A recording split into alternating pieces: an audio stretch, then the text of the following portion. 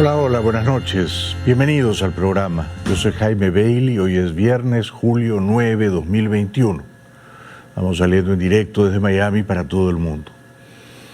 La tormenta tropical Elsa, que se apiadó de nosotros aquí en Miami, ha llegado a la ciudad de Nueva York y ha provocado bastantes trastornos entre los residentes de esa populosa, frenética, bulliciosa ciudad. Todo, por supuesto, pasado por agua.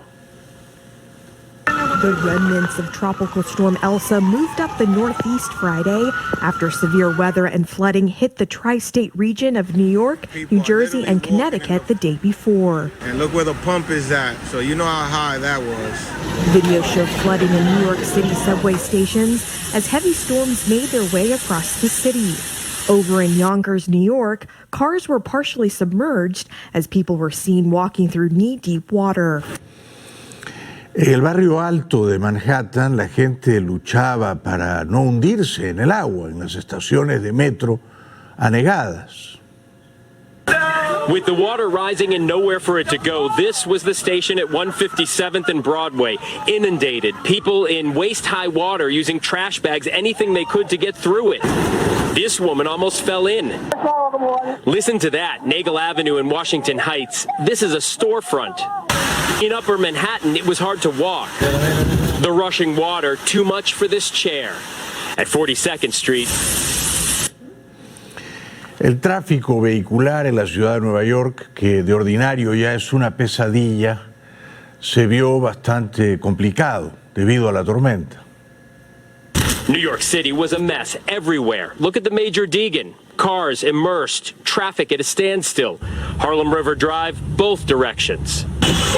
Central Park, driving on sidewalks to avoid the water. This man tried to go through it.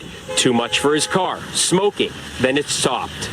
And this is all before the remnants of Elsa moved through tonight.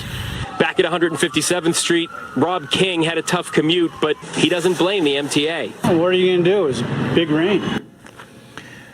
Hoy el presidente Biden sorprendió al declararse un capitalista. Dijo que cree en el capitalismo, que es el mejor sistema para crear riqueza y para mejorar la vida de la gente pobre. Pero, advirtió, él cree en el capitalismo con libre competencia, no con monopolios. The heart of American capitalism is a simple idea: open and fair competition. That means that if your companies want to win your business, they have to go out and they have to up their game. Better prices and services, new ideas and products. That competition keeps the economy moving and keeps it growing. Fair competition is why capitalism has been the world's greatest force of prosperity and growth.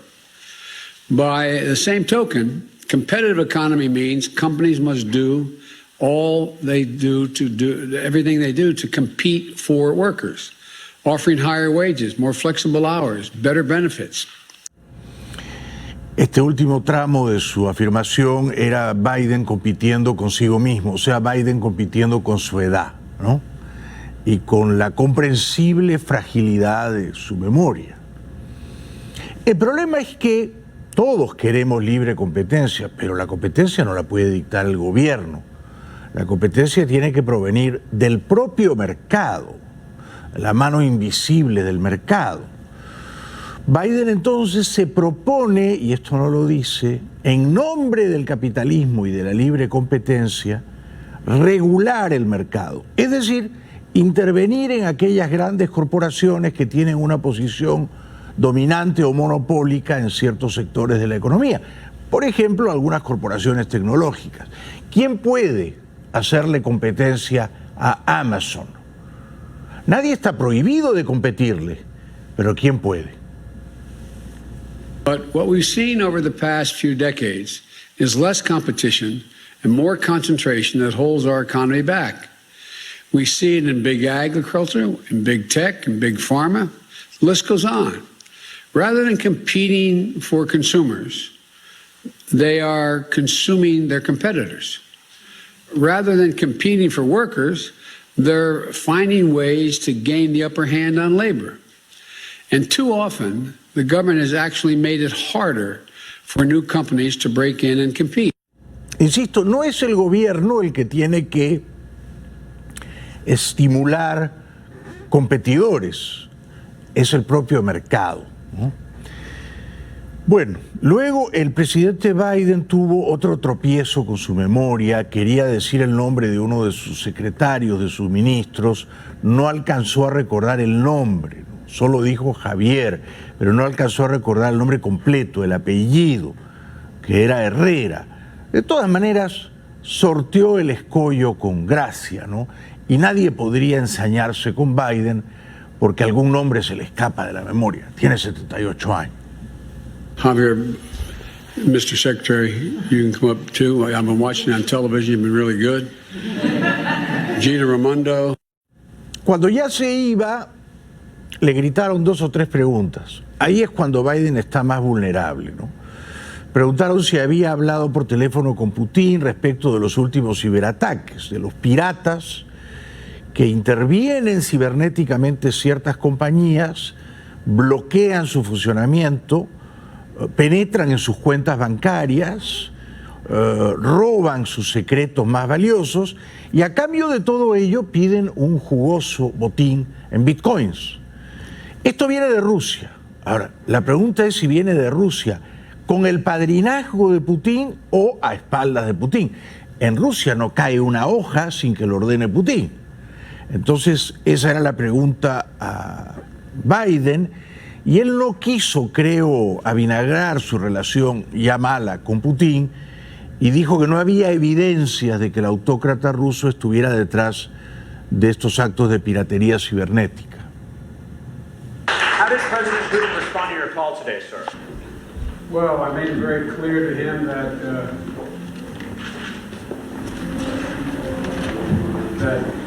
the United States expects when a ransomware operation is coming from his soil, even though it's not sponsored by the state, we expect them to act if we give them enough information to act on who that is. And secondly, that we've set up a means of communications now on a regular basis to be able to communicate to one another when each of us thinks something's happening in another country that affects the home country. And so it went well. I'm optimistic. La traducción falló, ¿no? Porque decía presidente Trump, pero en realidad debió decir presidente Putin. Ya casi estaba fuera del radar de la prensa, pero le cayó encima otra pregunta: si habrá consecuencias o no por estos actos de ciberespionaje. You said 3 weeks ago there wouldn't be consequences. Will there be, sir? Yes. Como ustedes saben, el presidente Biden ha anunciado que Estados Unidos retirará sus tropas militares de Afganistán después de 20 años de una guerra aparentemente infructuosa. El último día para irse es agosto 31. Hoy su secretaria de prensa, la señora Psaki, se multiplicaba tratando de decirle al cuerpo periodístico acreditado en la Casa Blanca que los talibanes no necesariamente van a capturar el poder una vez que Estados Unidos se retire de Afganistán. Decía que eso no es inevitable. Pero esta semana Biden dijo que eso era altamente improbable. Y en realidad es lo contrario. Es bastante probable que fuera de Afganistán los soldados de Estados Unidos, los talibanes y el ejército islámico y Al-Qaeda controlen regiones de ese país. The president said that he actually denied that the intelligence community had assessed that the Afghan government had collapsed. That conflicts with the reporting of the Journal and other news outlets that said that it collapsed within 6 months. Was he not briefed on that intelligence, or are you denying that that intelligence exists at all? Well, first I would say that we, of course, abide by the intelligence presented by our own intelligence community. But the way the question was answered and in part presented was whether it was inevitable. And the president does not believe that it is inevitable. The intelligence community has never said it was inevitable for the Taliban to take over the country. And so his objective, or his what he was trying to convey, was that there's a responsibility, and the responsibility now lies in the hands of the Afghans. Esta señora responde mucho mejor que Biden, ¿no? Mucho mejor. Luego le preguntaron, pero ¿cómo se va a defender el gobierno de Kabul, que tiene unas fuerzas de seguridad precarias, de la agresión talibán? Y ella respondió esto. Yesterday, he also said that the U.S. doesn't bear responsibility for any deaths that might occur after the U.S. withdraws. Can you explain, how the U.S. doesn't bear any responsibility for that? Well, I think what the president was conveying is that we are doing everything we can to equip, train, empower the Afghan National Security Forces, and we're going to continue to remain engaged, not just through the end of August, but then forward. But it is going to be up to them it is ultimately their job and responsibility now to demonstrate their capabilities and their will to defend their country. And that was what he was attempting to convey yesterday. Insisto, responde mucho mejor que el presidente, ¿no? Y entonces, a pesar de que Biden ha dicho que es altamente improbable que los talibanes capturen el poder en Afganistán, y a pesar de que su secretaria de prensa acaba de decir que no es inevitable que ganen los talibanes, la prensa internacional reporta que los talibanes están avanzando. Los talibanes ganan terreno en Afganistán tras la salida de las tropas de Estados Unidos y la OTAN, y los problemas pueden alcanzar a Rusia. Las fuerzas extranjeras han abandonado el país y los radicales aseguran que están avanzando pese a la oposición del ejército local. Dicen controlar 250 de los 398 distritos del territorio.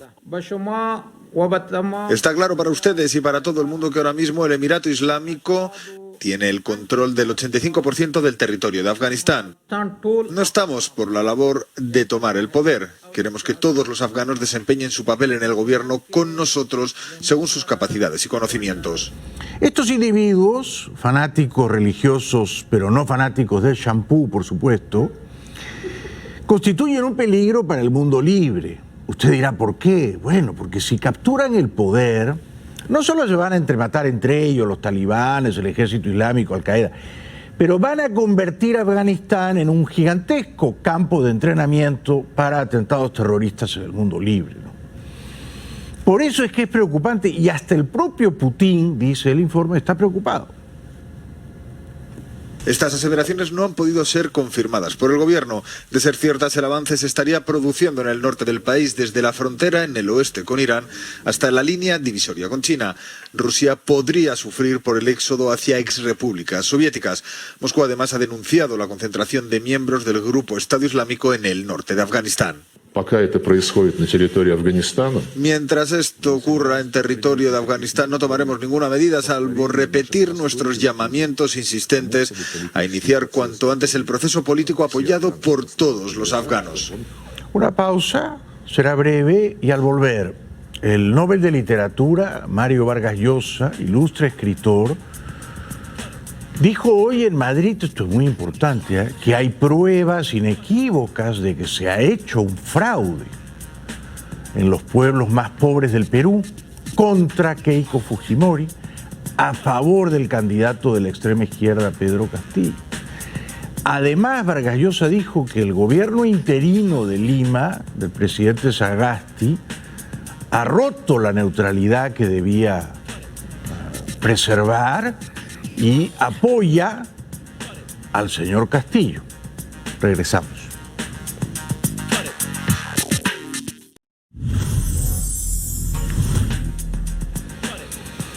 Hoy en Madrid, el Nobel de Literatura, Mario Vargas Llosa, en un acto público en Casa de América, recibió a un grupo de personalidades peruanas que explicaron con lujo de detalles cómo ha ocurrido el fraude electoral en el Perú en perjuicio de la candidata Fujimori a favor del candidato Pedro Castillo. Vargas Llosa cree que en efecto ha ocurrido un fraude y además acusa al gobierno interino del presidente Sagasti de haber tomado partido por el candidato de la extrema izquierda, Pedro Castillo.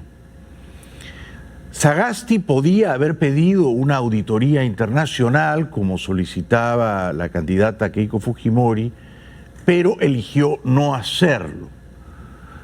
Y las evidencias, las señales, los indicios que ha dado sugieren, en opinión de Vargas Llosa, que apoya, claro, de un modo velado, encubierto, al candidato de la extrema izquierda, señor Castillo.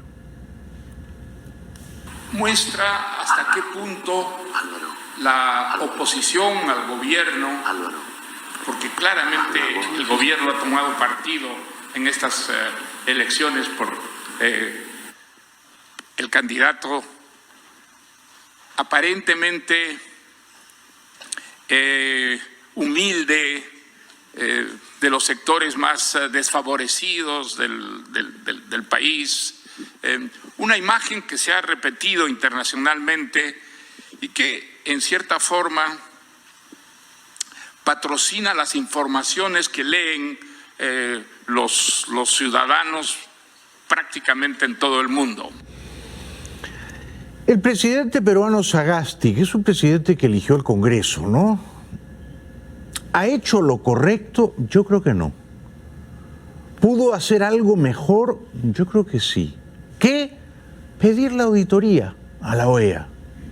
Hay suficientes irregularidades, hay suficientes sospechas, recelos entre la gente como para autorizar una auditoría y recontar bien los votos y cotejar correctamente las actas.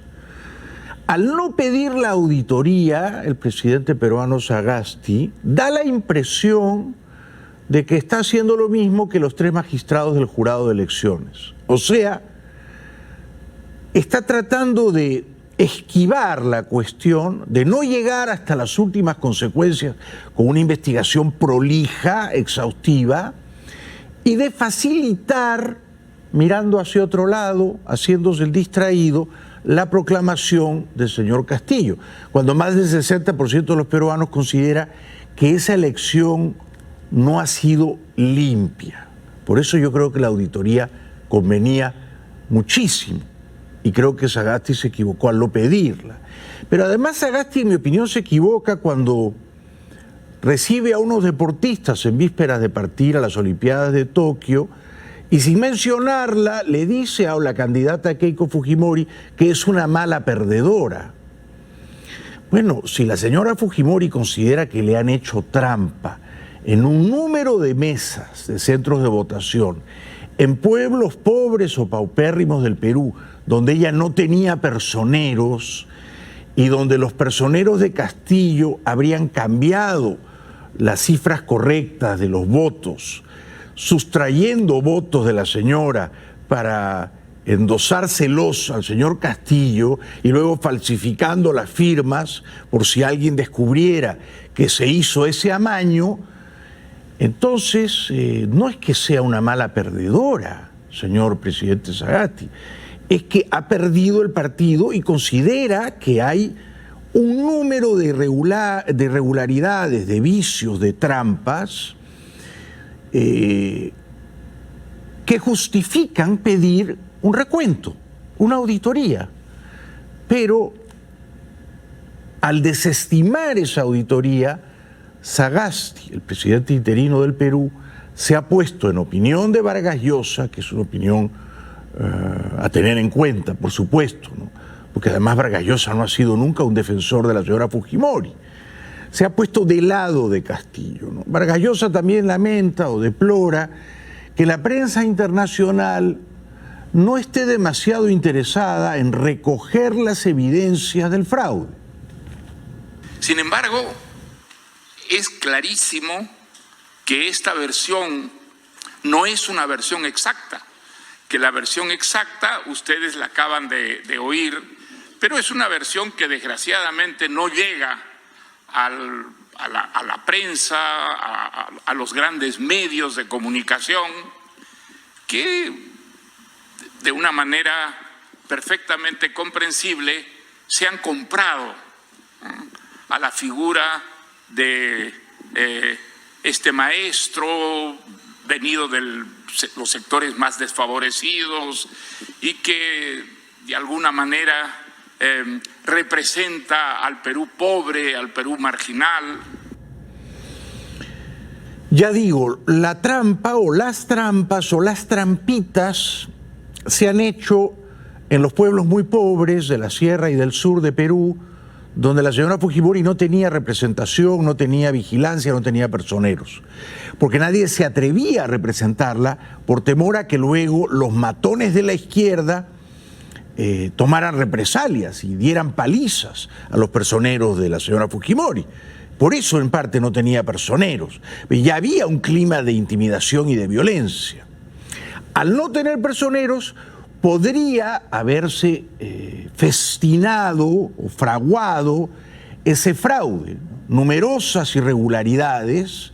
Quítale votos a Keiko, súmale esos votos a Castillo, firma con una firma falsificada que no sea tuya para cubrirte.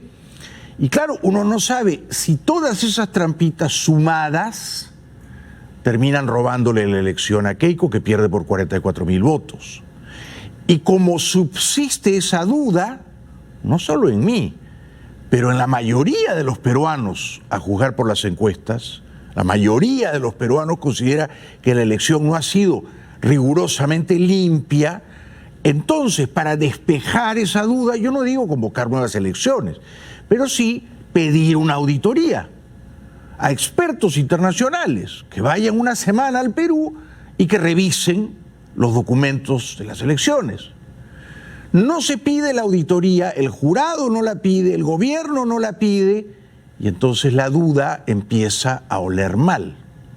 Por eso desde Madrid Vargas Llosa dice, bueno, todos los partidos democráticos peruanos, todos los más importantes, consideran que la elección está contaminada por trampas, por vicios, por irregularidades. Y además, afirma Vargas Llosa, y no exagera, si Castillo al final se juramenta como presidente en pocos días, en julio 28, es decir, en menos de 20 días, Vargas Llosa afirma, con la lucidez, la sabiduría que le dan los 85 años de vida, que la democracia y la libertad en el Perú van a desaparecer. Bueno, yo le he hecho una pregunta a Daniel y él ha mencionado los partidos políticos que se han sumado a esta protesta que él encabeza. Esos partidos son todos los partidos democráticos peruanos.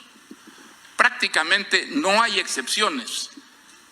Son los partidos que luchan por la democracia, que luchan por la libertad y que son conscientes de que si el candidato que representa el gobierno peruano toma realmente el poder, la democracia y la libertad habrán desaparecido del Perú. Porque, como es bien sabido, el candidato de extrema izquierda, Pedro Castillo, postula por un partido marxista-leninista con un plan de gobierno chavista y su jefe ideológico es tributario de las dictaduras de La Habana y Caracas. Todo esto ya es bien sabido, ¿no? Pero entonces, en el caso peruano nos encontramos con que hay gente que tiene apuro o prisa para que Castillo se juramente, ¿ah? Que lo proclamen ya y que se juramente el 28 de julio y ya el asunto queda zanjado. Y en cambio hay otra gente que tiene premura, prisa, para que se conozca la verdad. No para que se proclame a Castillo, no, sino para que se conozca la verdad. Y si en rigor ha ganado Castillo, pues muy bien. Pero ¿por qué oponerse a una auditoría? ¿Por qué? Yo no le veo sentido. A menos que aquellas personas que se oponen sospechen o sepan que si se hace la auditoría, los números ya no van a favorecer a Castillo. Una pausa, les prometo que será breve y regresamos enseguida.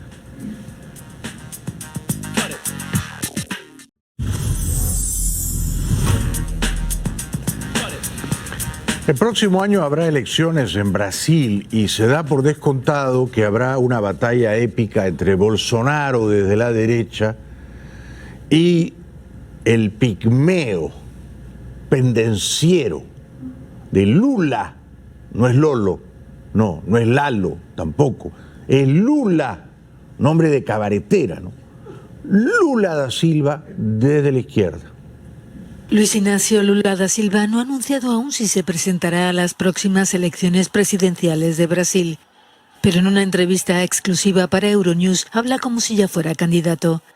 Lula se explaya, entre otros temas, sobre la gestión de la pandemia por parte de Jair Bolsonaro y sobre el proceso que lo tuvo 19 meses en prisión. Bolsonaro es el resultado de una mentira, de una farsa.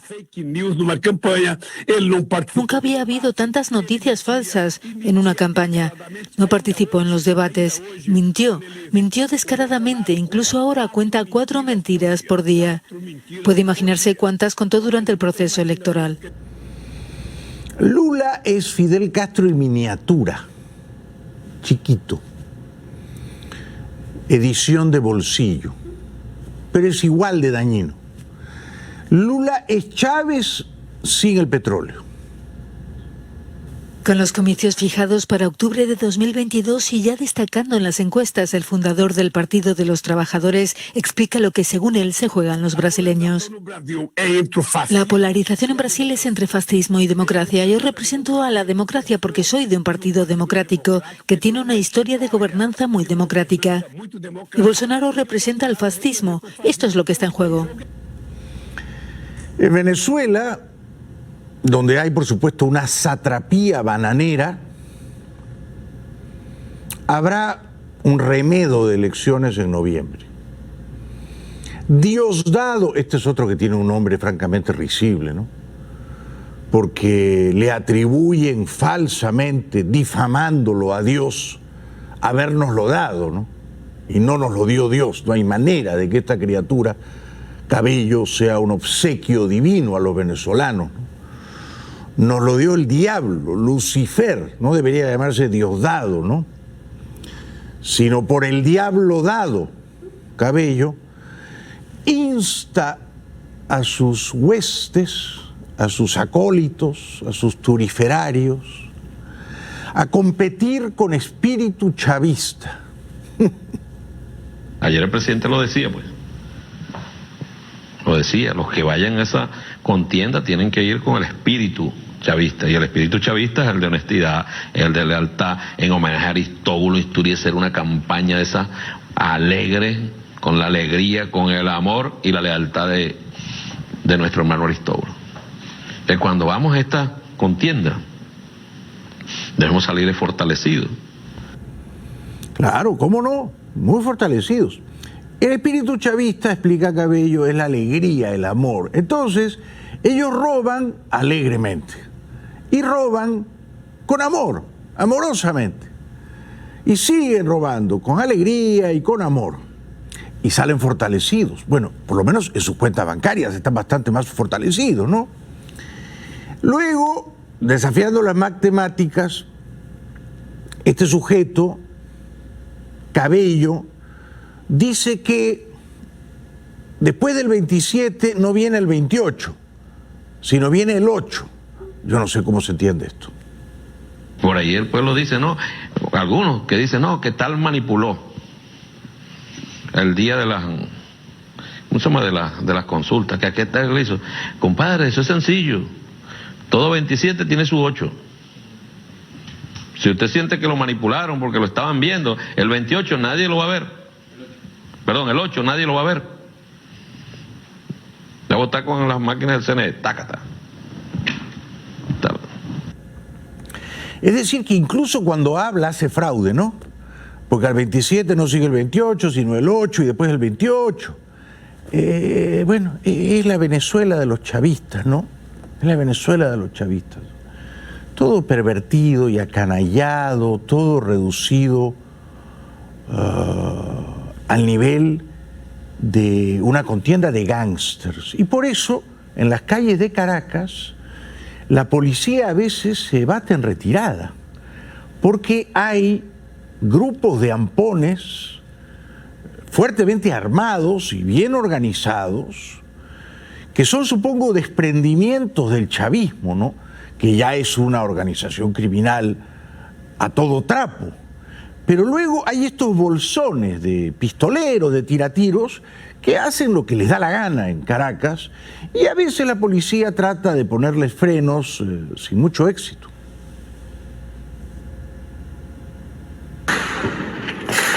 Intensos tiroteos en Caracas entre bandas de delincuentes y la policía. Este jueves, en el oeste de la capital venezolana, los habitantes de la barriada del Paraíso se despertaron con intensos tiroteos entre policías y grupos criminales organizados.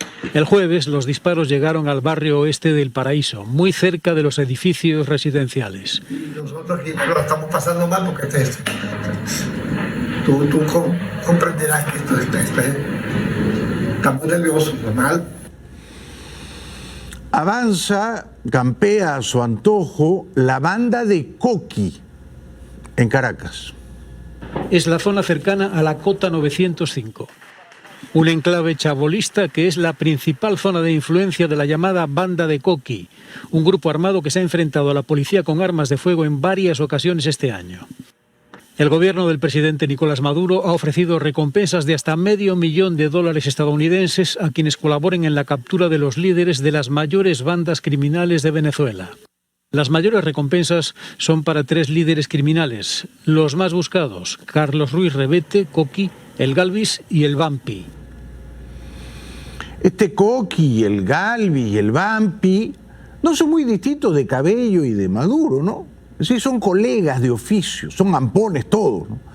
Unos están en el poder político y otros están en las calles, ¿no? Rivalizan. Bueno, hoy la alcaldesa de la ciudad de Miami reveló que la cifra de fatalidades en el edificio caído ha aumentado. Ella dijo a 78. Solo en el día de hoy 14 víctimas más, dijo corrigiéndose. We have now removed over 13 million pounds of concrete and debris. 60 trucks a day are working. And since our last briefing, our first responders have uncovered an additional 18 victims. Excuse me, I stand corrected. We have now uncovered an additional 14 victims of this tragedy. This brings the total number of confirmed fatalities to 78. This is a staggering and heartbreaking number that affects all of us very, very deeply. Increíblemente, hoy encontraron a un gatito vivo, negrito, que vivía en el piso 9 del edificio que se desplomó. Y el gato encontró la manera de caer parado. Los gatos caen parados. Increíble. Bueno, una persona que quiso comprar un apartamento en el piso 611, en el edificio que colapsó, ha divulgado las imágenes que grabó cuando visitó la propiedad. Aquí vemos el lobby del edificio caído y también algunas vistas del apartamento que él quiso comprar. Este es el lobby de la Torre Champlain Sur.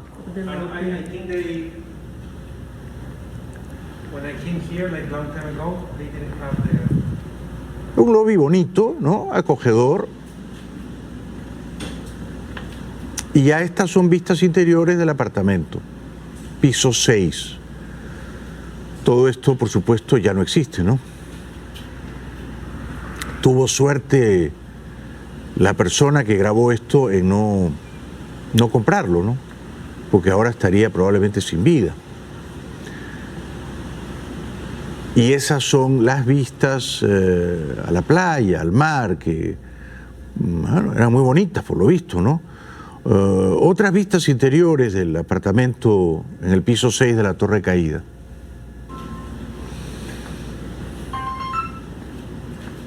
Un apartamento espacioso, creo que todos eran de 3 habitaciones y 3 baños. Había sido construido el año 81. En mantenimiento mensual pagaban poco más de $700, que no es poco. Este apartamento quizá costaba $500, $600,000 y puedo estar quedándome corto. Y al final esta persona grabó las rajaduras, las goteras en el estacionamiento. Quizá fue esto lo que disuadió a este individuo de comprar la propiedad. En el techo había ya señales visibles de deterioro. Había grietas y fisuras y goteras, constante, persistente humedad, ¿no? Estaba casi siempre encharcado. Ven allí el estacionamiento del edificio caído. Se denuncia que la torre más alta y moderna de la ciudad de San Francisco, Millennium, con 400 apartamentos residenciales, estaría mal construida. Con sus 58 pisos, la Torre Millennium es el edificio de departamentos más lujoso de San Francisco. Y aunque muchas de sus 400 unidades están ocupadas, son pocos los que quisieran mudarse a ellas. Definitivamente no. No me da confianza vivir en edificios grandes. El problema es que desde que se construyó hace 12 años, el Millennium se ha estado hundiendo e inclinando. Ya van más de 18 pulgadas. Después del trágico derrumbe en Surfside, son muchos los que están intranquilos. El abogado que representa a 100 residentes del Millennium dice que cuando ocurre un derrumbe como el de la Florida, la gente en San Francisco no puede estar tranquila. Aparentemente, según un experto, los cimientos, la fundación de este edificio Millennium no son suficientemente sólidos. El ingeniero Humberto Marengo es un experto estructural de la Universidad Autónoma de México. La misma estructura lo está diciendo, o sea, es insuficiente el trabajo que hicieron en la cimentación. Seguramente no llegaron al manto firme, no llegaron a colocar los cimientos hasta la profundidad requerida. El ingeniero estructural que está a cargo del proyecto dijo a la prensa en un comunicado que, a diferencia de los edificios de Florida, el Millennium fue diseñado para soportar terremotos y no está a riesgo de colapsar, agregando que cualquier comparación con la Torre Millennium sería irresponsable y prematura. De cualquier forma, y por las dudas, muchos prefieren mantener distancia. Una pausa, será breve y regresamos enseguida.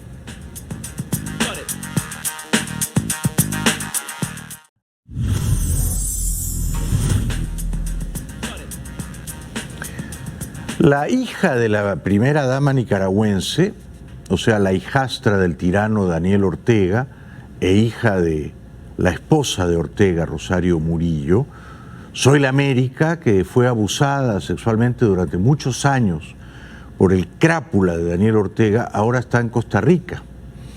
Y desde allí opina sobre la brutal cacería que ha desatado el tirano Ortega contra sus opositores en Managua. Zoila América Ortega Murillo se exilió en Costa Rica tras acusar de violación a su padre adoptivo Daniel Ortega en 1998. Ahora asegura que tanto él como su madre, Rosario Murillo, se jugarán la vida para seguir en el poder en Nicaragua. No podemos menospreciar el poder destructor de alguien que se está jugando la vida a través de unas elecciones. Eso es quizá lo más simbólico. Ortega, su padrastro, tiene ya 75 años.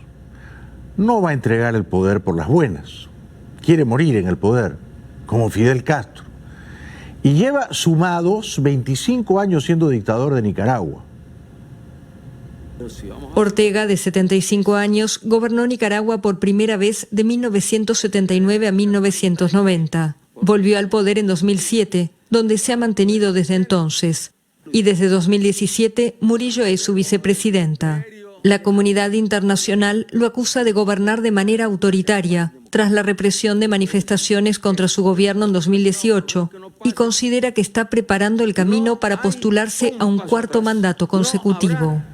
Pero obviamente, ¿no? Las elecciones son en 4 meses y hay 6 candidatos presidenciales opositores, todos presos. A 4 meses de las elecciones generales, su gobierno ordenó la detención de 26 opositores, entre ellos 6 aspirantes a la presidencia, acusándolos de conspirar para derrocarlo con ayuda de Washington. El espejismo en torno a un padre protector que a la vez te agrede y te abusa es lo mismo que ha vivido la parte de la sociedad nicaragüense. Soy la América, hijastra del tirano Ortega, afirma que su padrastro y su madre, que mala suerte tuvo con la mamá, ¿no?, son capaces de todo. La hijastra de Ortega dice que el mandatario y Murillo son capaces de todo, pero cree que la resistencia está montada y va a ir encontrando cauce. Porque es importante que la comunidad internacional reconozca que ante estas dictaduras la diplomacia no puede funcionar únicamente a través de pronunciamientos y de comunicados. Necesitamos mecanismos que permitan quitar legitimidad a este gobierno. Recientemente el dictador Ortega ha metido en la cárcel en Nicaragua a dos valerosos líderes estudiantiles, Lester Alemán y Max Jerez. La consigna que gritan es por los estudiantes universitarios recientemente detenidos en Nicaragua. Lester Alemán, líder del movimiento político Alianza Universitaria Nicaragüense, y también el presidente nacional de esa agrupación, Max Jerez. Si están viendo este video es porque me encuentro detenido por la dictadura o me encuentro incomunicado, engrosando así la larga lista de presos políticos del régimen de Ortega. Jerez habla sobre los numerosos opositores que han sido detenidos. Aparte de los dos estudiantes, el gobierno arrestó al opositor aspirante a la presidencia Medardo Mairena, junto con Freddy Navas y Pedro Mena. Hace poco más de 2 años, el estudiante alemán, Lester Alemán, increpó en un acto público muy duramente al dictador Ortega.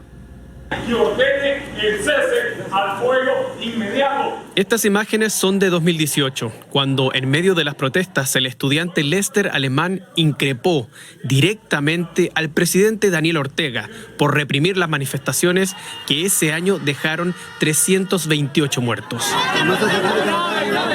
Y en esas mismas protestas se ampara al gobierno para detener a los líderes políticos. Diario desde hace 3 años.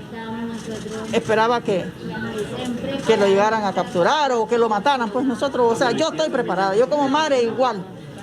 Él y yo estamos preparados. Valiente la señora, mamá de Lester Alemán, que en otra entrevista narra las circunstancias en que detuvieron a su hijo. Sí, es verdad, como nosotros siempre hemos andado en la clandestinidad. Yo me fui a traer unas cositas a mi casita. Y me dijo, madre, yo la voy a acompañar. Entonces yo todavía le dije que no fuera, que yo iba a ir sola. Entonces me dijo, no, yo voy a ir. Pero eso, teníamos como 1:30 yo de estar buscando unas cositas. Cuando en eso escuchamos unos ruidos, ¿verdad? Pero fuertes. Y cuando vimos de que se paran 3 camionetas al frente de mi casa, 3 camionetas, y después se tiran y comenzaron a querer romper el portón. Una pausa, será breve y regresamos con todo lo último aquí en el programa.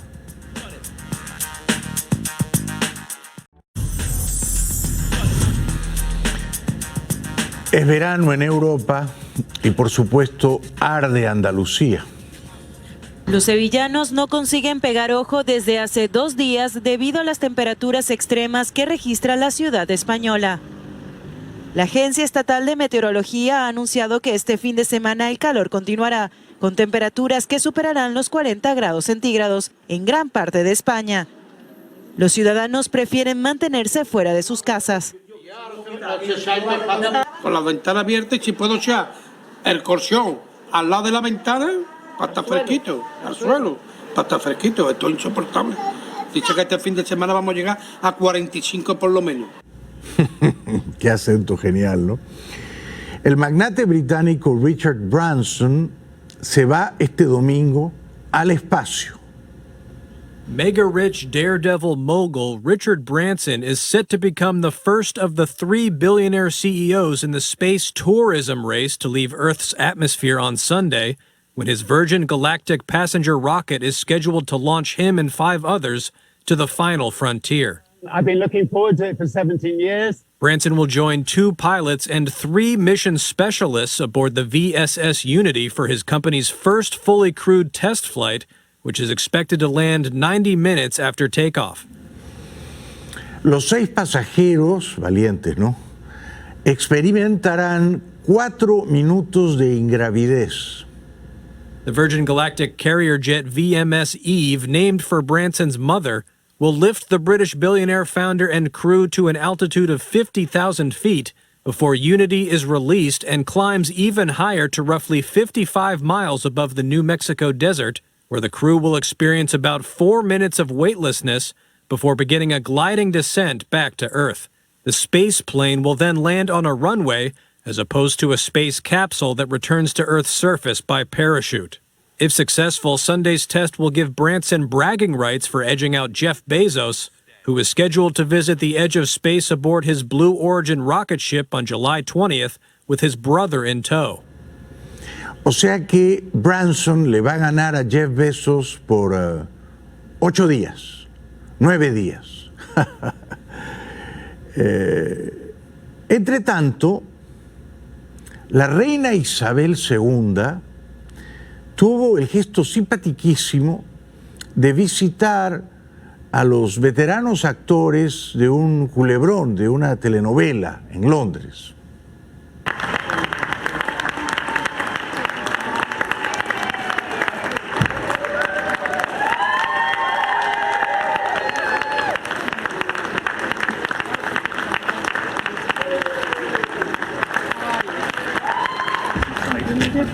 Different place, yes, well, but the same cobbles. Are they? we moved them all. We dug them up and moved them. So these are the genuine cobbles. You're like a ray of sunshine, and you've given us all such a lift for you coming. Thank you very, very much. Asimismo, la reina sabiamente ha autorizado que los jardines del Palacio de Buckingham puedan ser abiertos al público.